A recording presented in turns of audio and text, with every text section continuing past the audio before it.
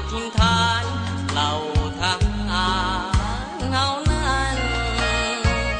ถึงผู้จะสูงหน้าผาที่นั่นจะสั่นขายังบ่เคยได้วันต่อหมู่มารผู้มาหาวีอยู่จอมภูผาลมพัดมาเมฆทั่วไหลผ่านลมฟ้าลมฝนหนาวปั่นหนาวยืนสั่นแทบสิ้นชีวิตต้องทนยอมตาย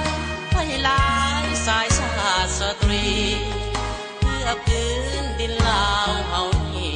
สิ้นศัตรูผู้ที่หวัง